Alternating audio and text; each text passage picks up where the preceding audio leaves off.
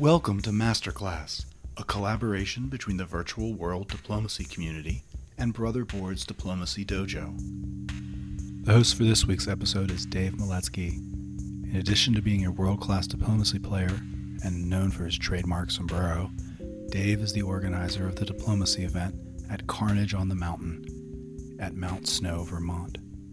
Carnage will be the host of the World Diplomacy Championships for the year 2022. So you all know Dave Maletsky. He is the current tournament director of Carnage, which is going to be happening in December, right, Dave? No, first full weekend in November. First full weekend in November, okay. And it's going to be in person this year? Yep.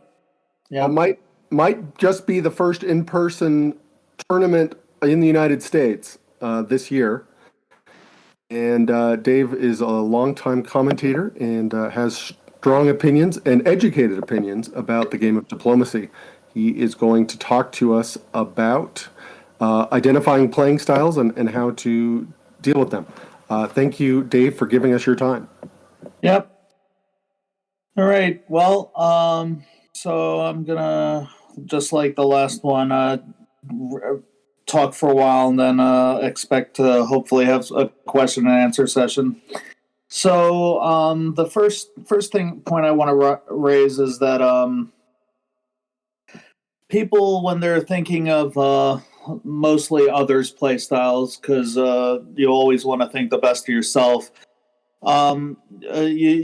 there's a tendency to break axes up into a good one and a bad one, and I want to dissuade that notion. So I'm going to throw out a couple of axes that can define different play styles, but there's not going to be a clear good and a clear bad, and I'll explain that further as we go along.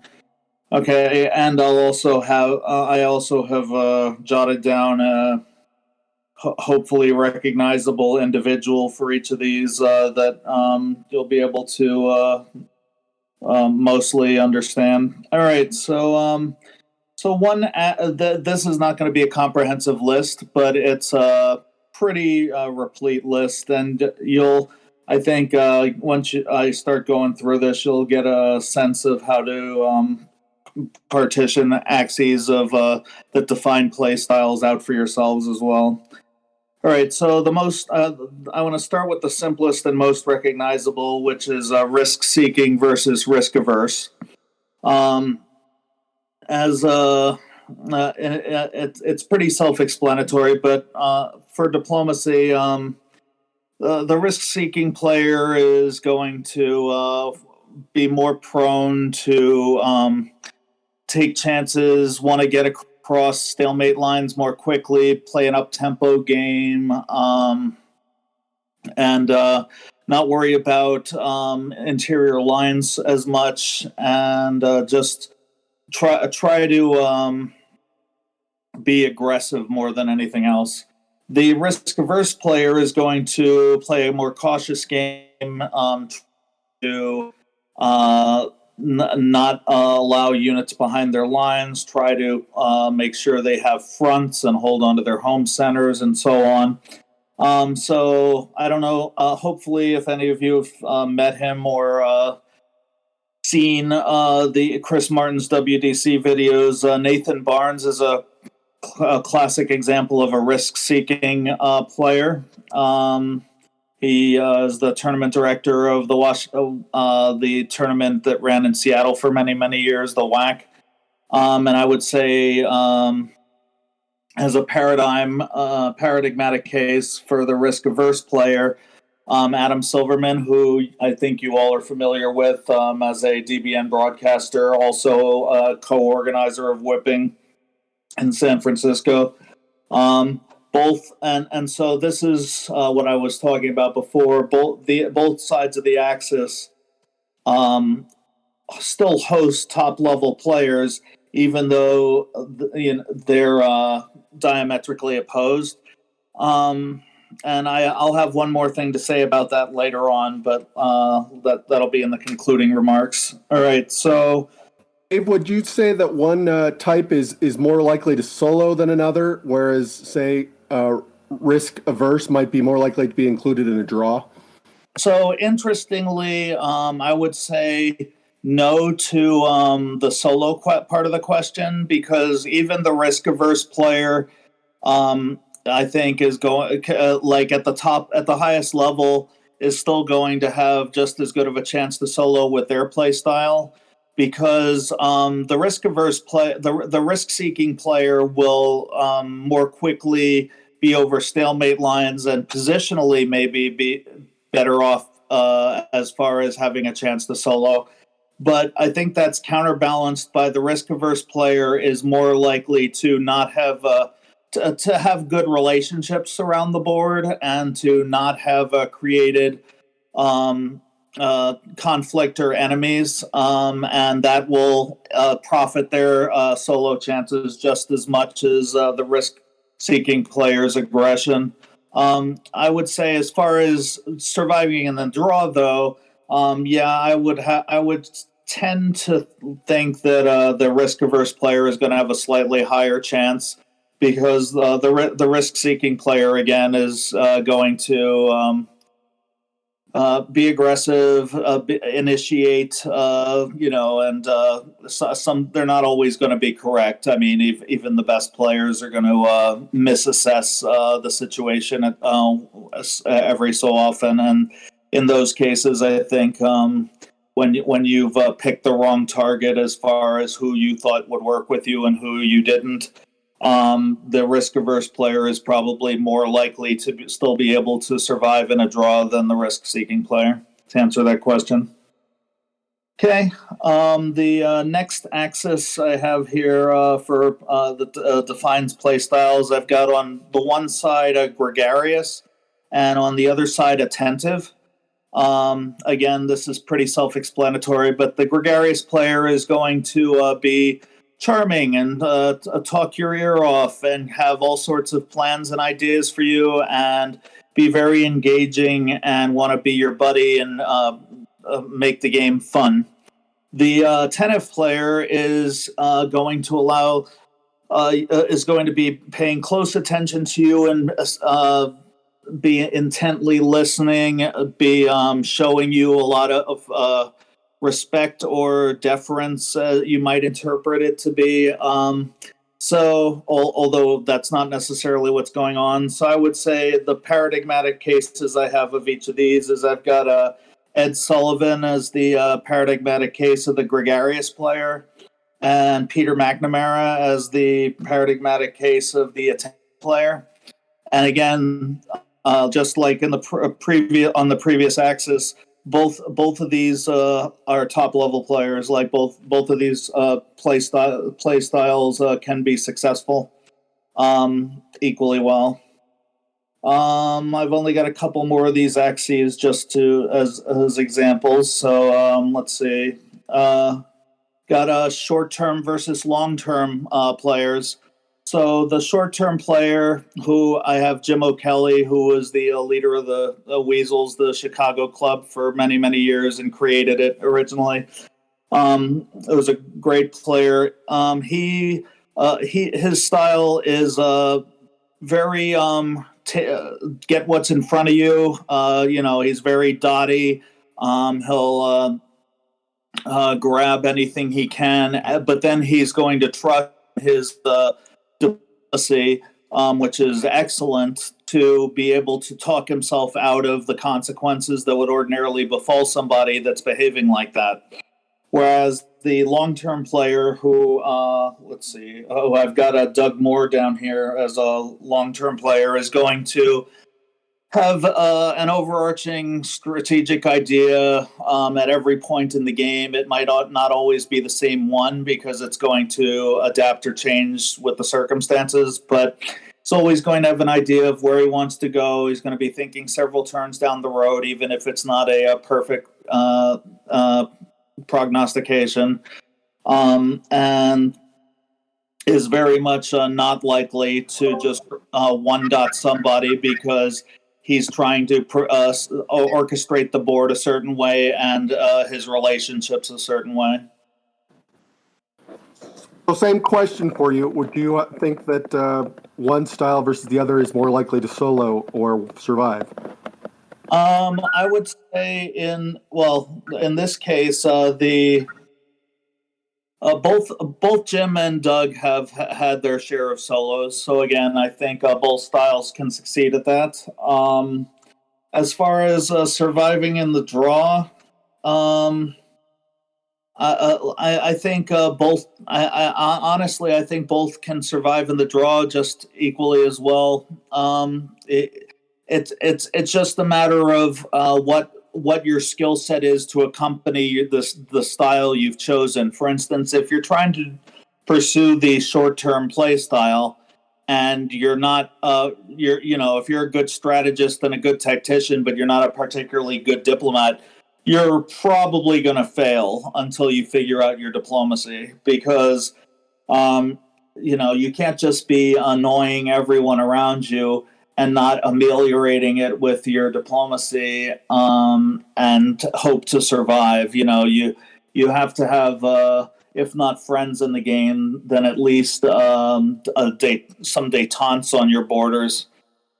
So I think any of these play styles, if you're not good at them, are going to, you're probably not going to survive at the draw, but that's because of your skill and experience level, not because of these styles in particular. And the last axis I have here written down is tenacious versus adaptable.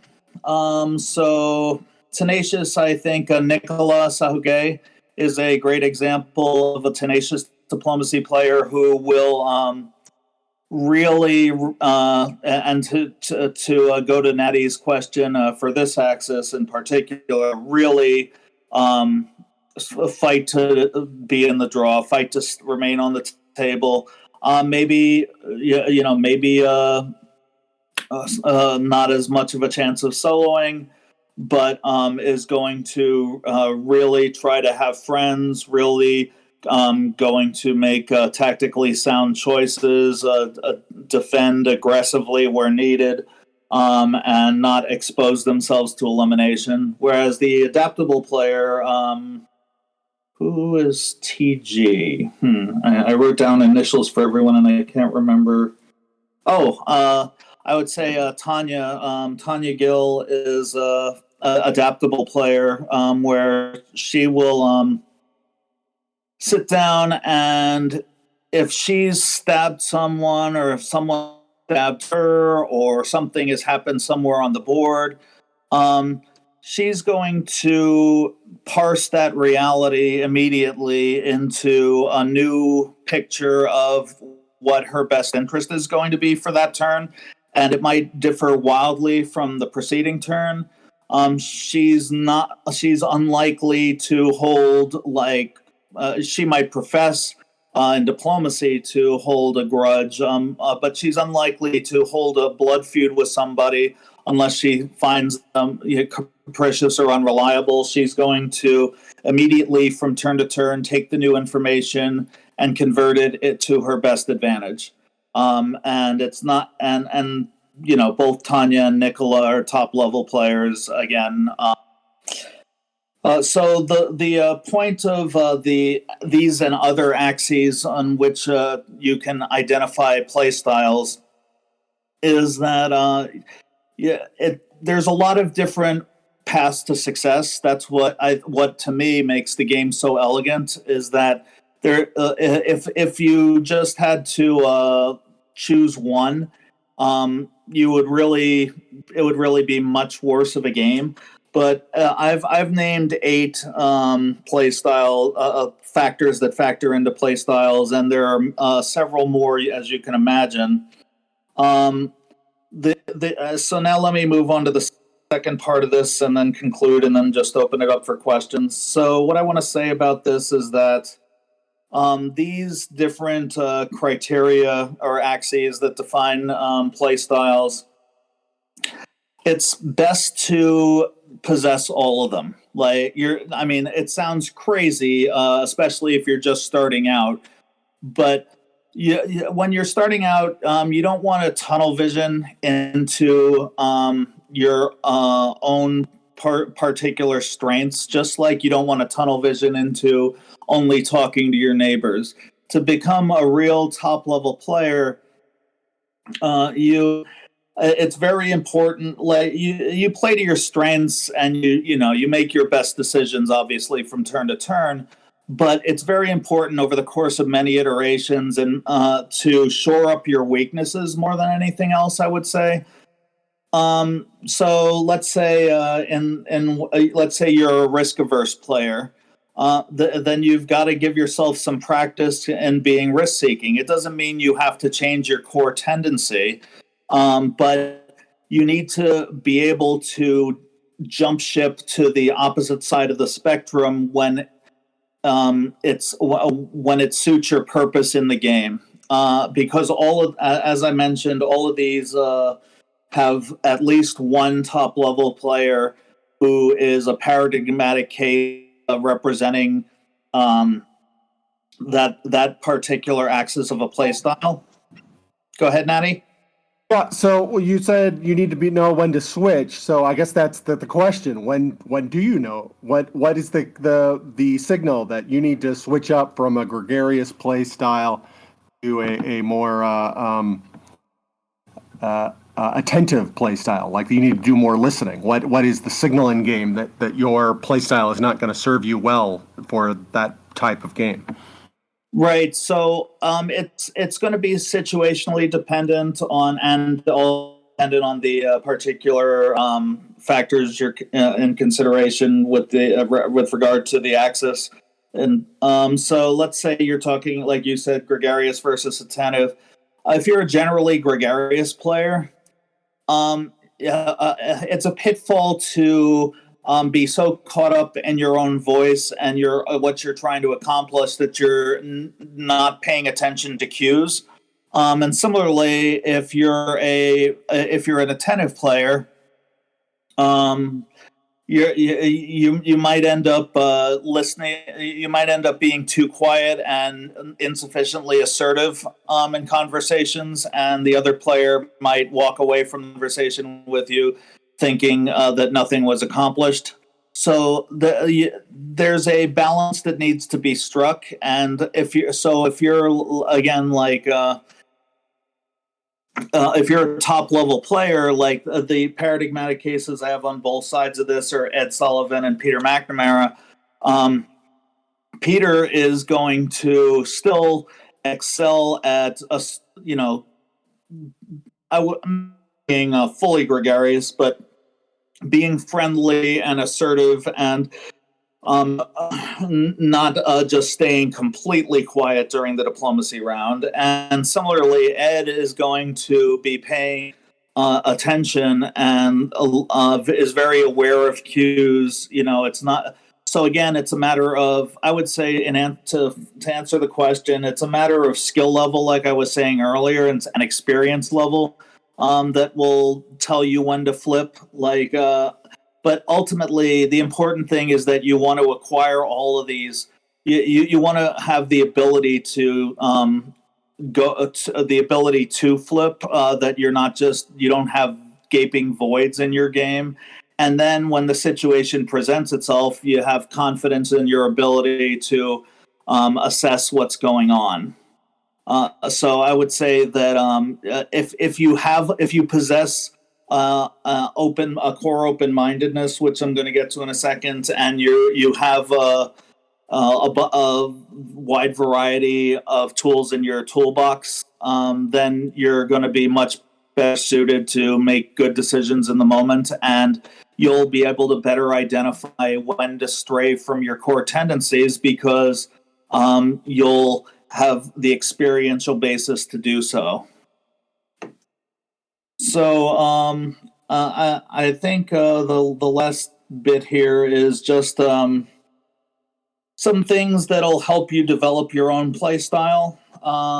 Obviously, like I was saying with experience, practice, it's a truism that practice is going to make you better. And as long as you avoid the pitfall I was mentioning earlier, where you are tunnel visioning into a one or a few different elements that prevent your broader growth. So an example of this, and very frequent example of this in new to mid-range players, is they show up at some major event and they have lesser goals for themselves. So let's say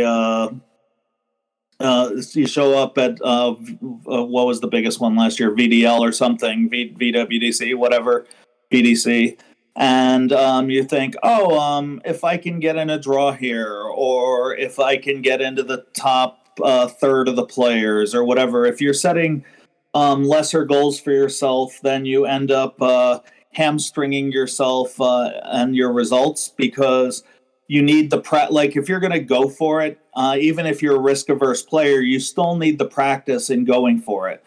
You can't just, there's no solo savants. There's no one who just has never played diplomacy and miraculously solos all the time. Like, that's not a thing. It's never been a thing, even among the best of the best.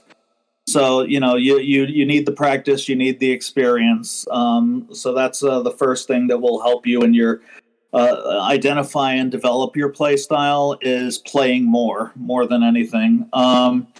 The next thing is introspection. I don't want to talk too much about this because everybody does it.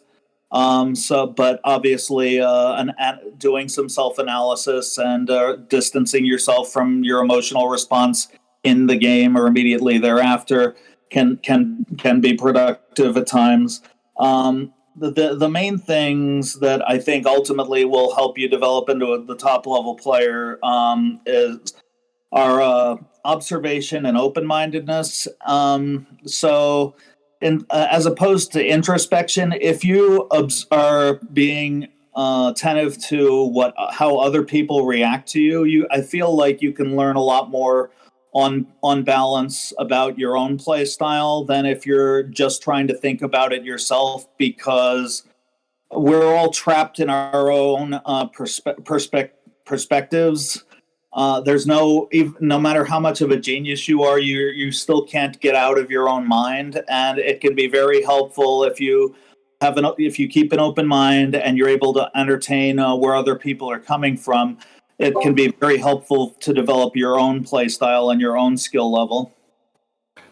You personally take notes about your thoughts of the game and other people, so that you can go back and go through that introspection process and know why you made the decisions you did, and then once you're emotionally distanced, decide if you made the right decision? So I never take notes for myself. Like, I have a pretty good memory, and also, like, if it was important to me, I'm going to remember it. But I will pay particular attention to what others are saying, and especially not so much in the game, because in the game players are angle shooting their best interests. But when you're sitting at the bar after and you're shooting the shit and trying to rehash X, Y, and Z, that's the time that, not just for myself, but I've seen many, many, many players are really gaining insights and improving their game. The ones that are genuinely listening and open-minded and inquisitive and trying to ascertain how, the best of the best, like the Andrew Goffs and Doug Moores of the world, the Adam Siegels, the whoever else there, that's a long list, but they're never asking why did you screw me over, or they're never asking how they're never asking a question about the other person in the AAR. It's always, how could I have communicated better? Or how could I have gotten you to work with me? Or it's always something where they're trying to learn about themselves. Like if you ever have a conversation with Adam Siegel, Andrew Goff, you'll see what I'm talking about. Like, that it's always a learning process. You never stop learning, even if you've won a bunch of tournaments and several world championships and what have you. And that's how you get to the top level and stay there. And the key element above all else, like I said, is open-mindedness. If you are trying to constantly improve your game and you're not closing yourself off to data, and you divorce yourself from your ego and emotions, and that's the best way you're gonna improve. Is you can't take a string of results, no matter how extensive it is, personally, because that's how people burn out of the hobby. And worse, there have been some excellent players who just couldn't deal with bad results. And the fact of the matter is, no matter how good you are, you're going to get bad results. I mean, that's just reality. Like, there's going to be bad, frustrating games. Famously, Eddie Burson has told me and others several times about how from 1978 to 1988, every time he showed up to an event, he got eliminated. 10 years of getting eliminated.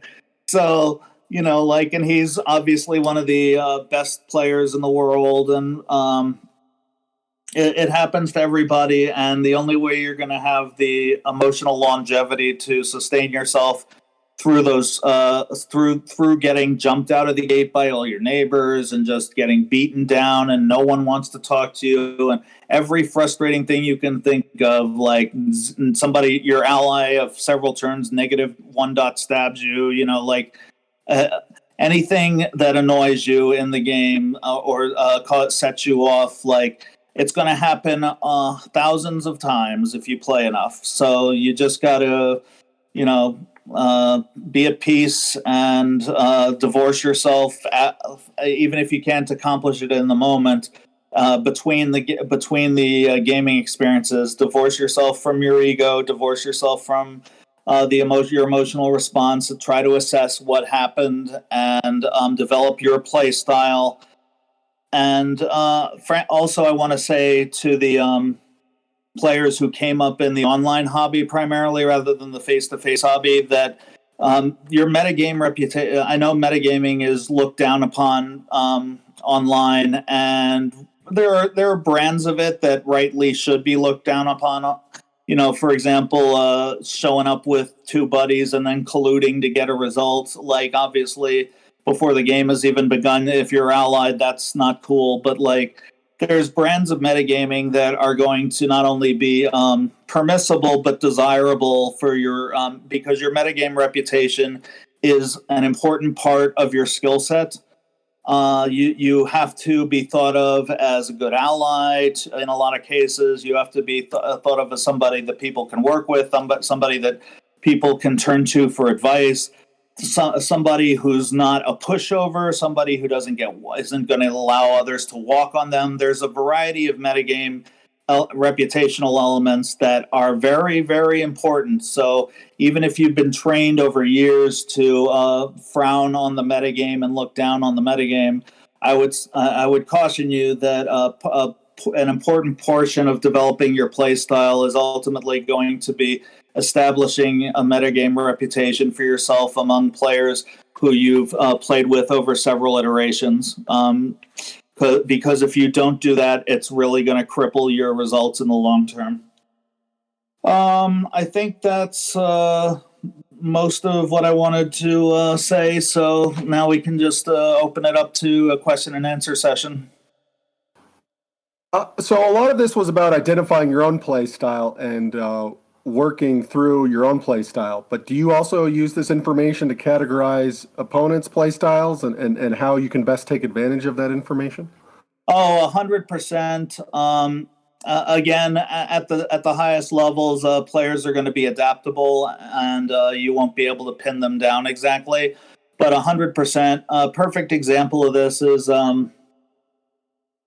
there's several players like the two that come to mind of the best of the best are Tom Coburn and Adam Silverman, who I've played many games with over the years, and both of them are better diplomats than I am. I'll just say that right out of the gate. But I will for many games I would just hands down defeat them tactically with inferior amount of pieces and frustrate them. Eric Mead is another one, and it's not because I'm tactical genius.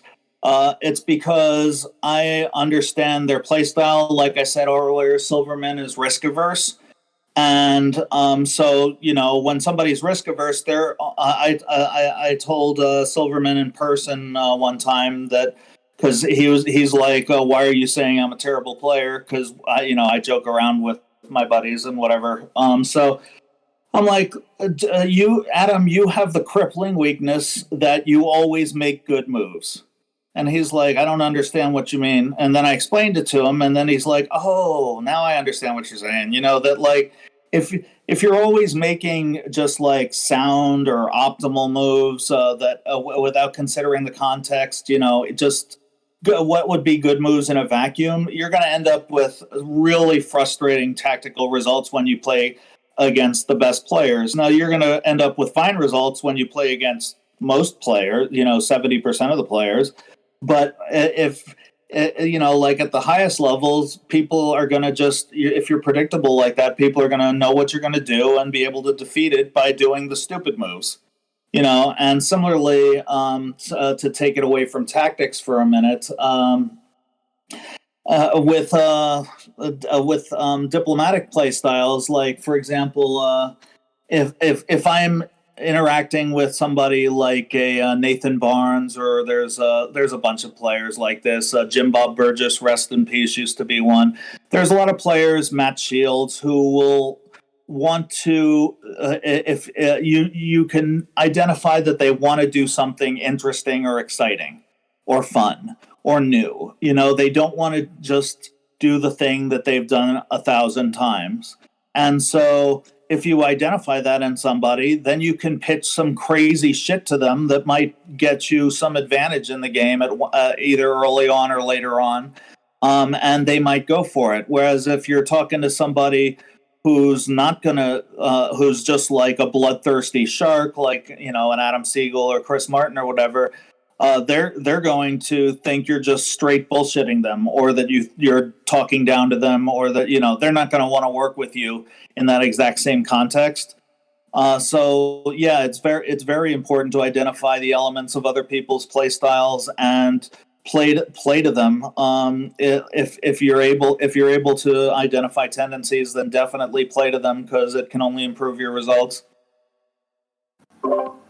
And how would you take advantage of someone who's gregarious or attentive? Because that is probably core diplomacy for me right now, is figuring out whether or not somebody's listening to me or trying to get me to do something, and how do I take advantage of that?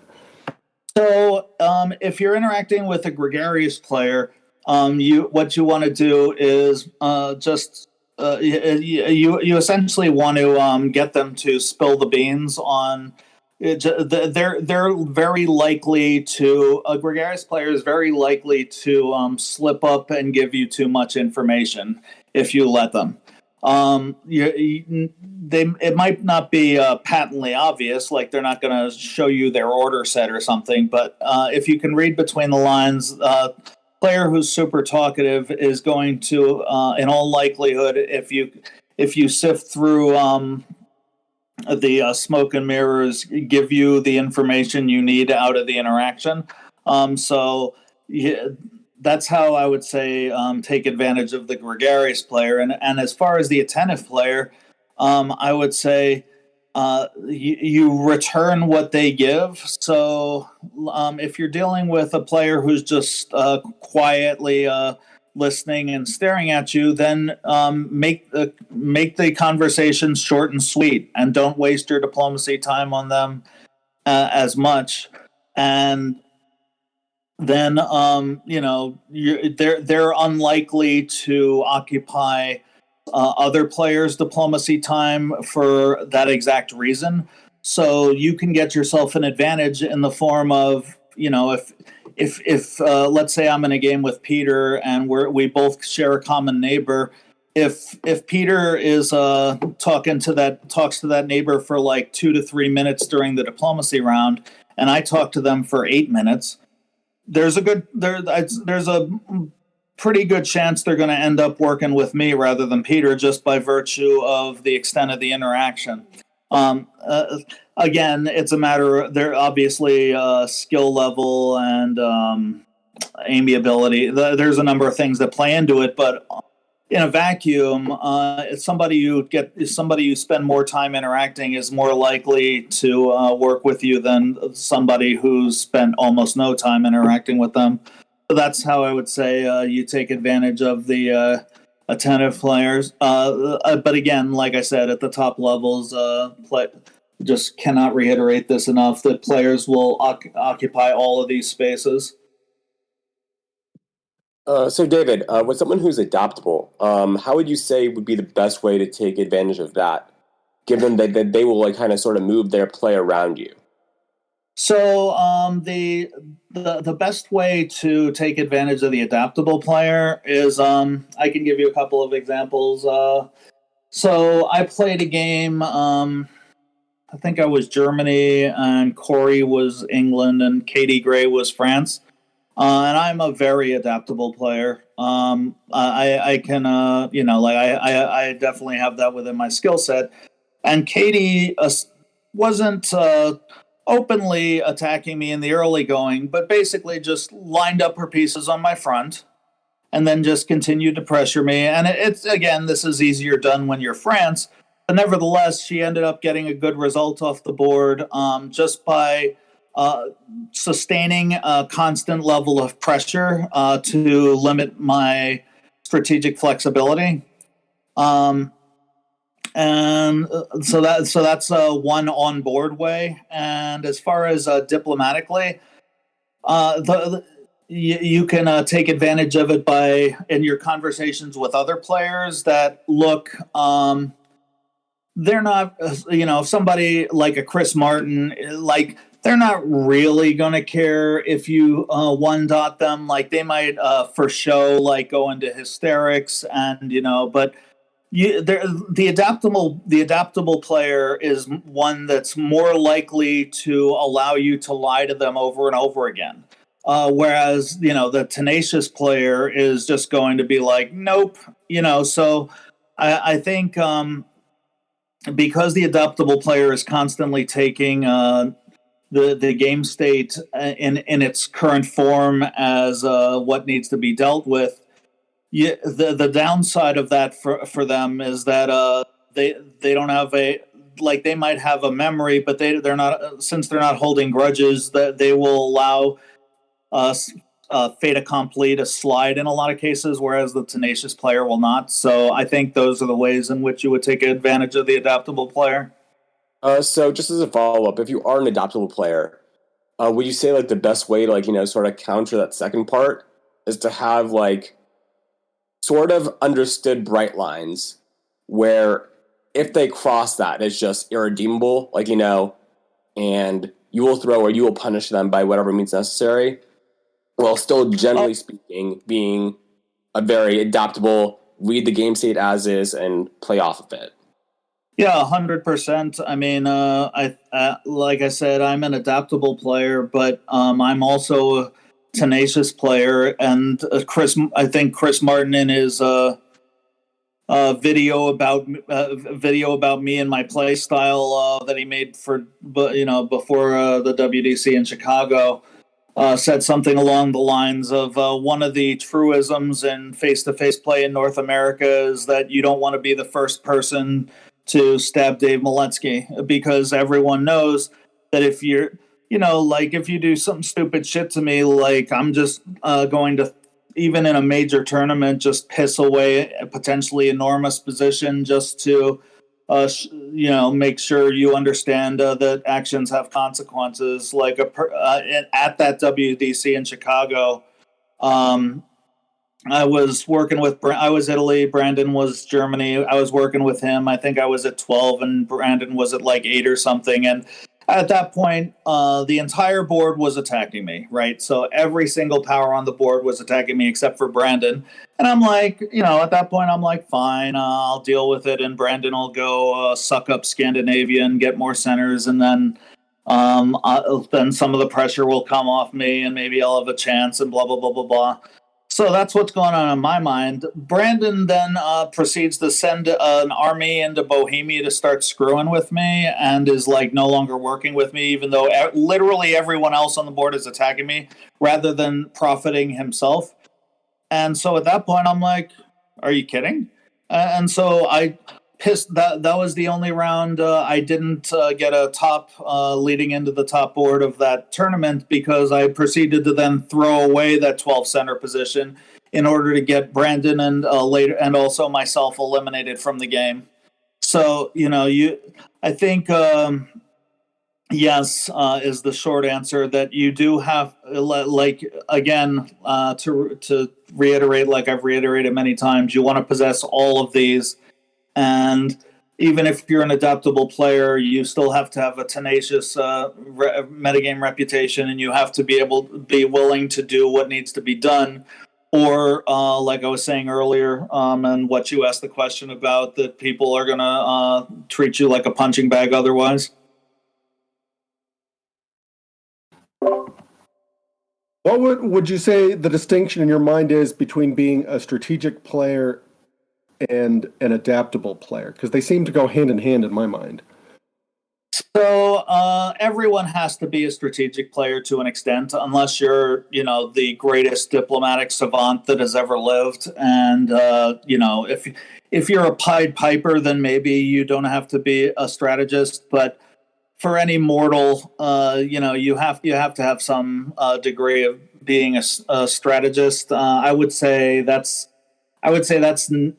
being a strategic player is not something I would put on one side of an axis to define play styles, because I would hope and expect that everyone is a strategic player. Like maybe not when you're starting. Maybe when you're starting out, your understanding of the strategy is minimal, and you're going to be poor at it. But that doesn't mean you're not trying. That doesn't mean you're not trying to employ the skills. It's just the skills aren't developed. So I would think that being a strategic player is not something that would be on an axis with something opposed, because I don't even know what would be on the other side. Being a non-strategic player, it doesn't make any sense to me. Thanks for having me. If nobody else has any further questions. Thank you, Dave, for your time. You've been listening to Masterclass. To participate in future Masterclass sessions, please join the Virtual World Diplomacy Community's Discord server by following the link in the episode description. And remember to subscribe to the Diplomacy Dojo podcast for Brother Board's Dojo, as well as future Masterclass recordings. Thanks to Frederick Larden for the music Robot is Chilling, used here in our intro and outro.